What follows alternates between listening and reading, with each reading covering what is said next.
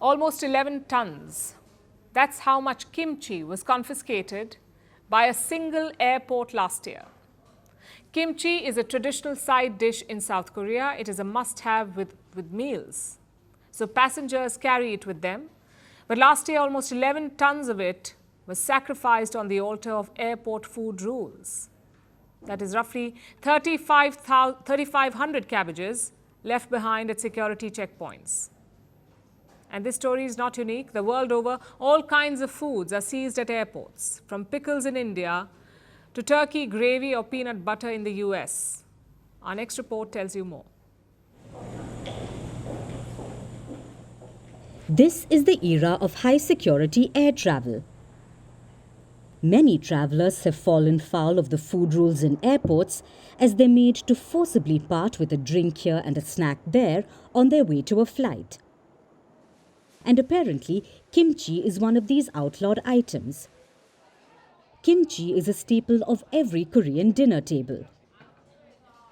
It's a traditional dish made with salted and fermented vegetables. It's a must-have side dish in the country, so passengers often carry it while traveling.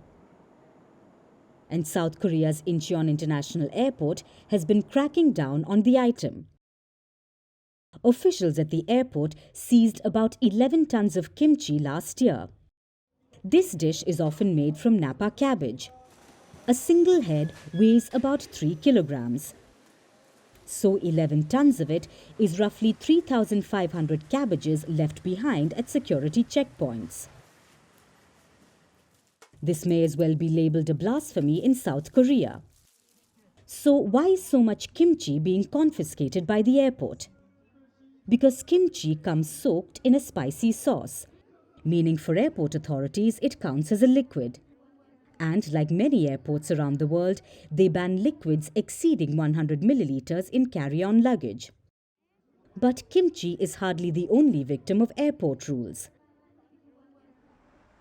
Last year, South Korea banned a seasoning mix with cult popularity, Trader Joe's Everything But the Bagel Mix. This product is only sold in the US. It's gone viral on social media, so it's a popular souvenir for travelers. But South Korea has deemed it illegal. In fact, one South Korean blogger brought back 20 bottles of the seasoning. The bottles came out of the luggage conveyor belt with locks on them, and they were later confiscated by the officials. Now, there are signs all over the airport warning travelers against bringing back the mix. Why? Because it contains poppy seed, which is banned in Korea. But Korea is not the only country hungry to seize banned food from passengers. Last year, amid the Thanksgiving travel rush, the US stocked turkey quite literally. They warned that passengers will be able to go through with turkey stuffing, but just that. The gravy along with it will have to stay at home. And before there was turkey, in 2023, there was peanut butter. The US airport authority said that peanut butter is a liquid, so it must follow the 100 ml limit. And the internet was not so nuts about it. In India, passengers have to be careful while carrying oil, ghee or pickles when travelling by air, because again, liquid limits. And while bottles of jam or honey might still be permitted, a jar of pickle might not be allowed in hand baggage, mainly due to security reasons over being highly flammable. While air travellers everywhere have to tread on eggshells when it comes to liquid bans, in 2017, an Italian airport lifted the ban on one liquid, pesto. They set up special scanners for pesto alone.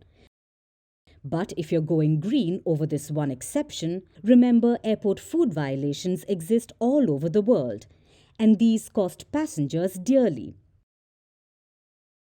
For instance, in 2022, a security dog sniffed out 2 McMuffins in a passenger's luggage at an Australian airport. The passenger was fined more than $1,800.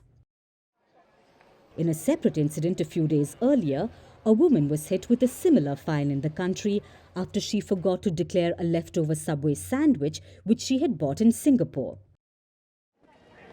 So maybe it's best to make flying less of a guessing game and an expensive one at that, by going through the airport guidelines before your travels. Because clearly, some foods just won't fly. We're calling the show Vantage. We hope you like what we've put together for you. Touted as the minimum defense from that video. India's neighbours were the first to send this special edition of Vantage live from the White House throughout this week. Yes, Hindu Mandir in we're on our way to Tel Aviv. City measure, but it's also the perfect way to drive.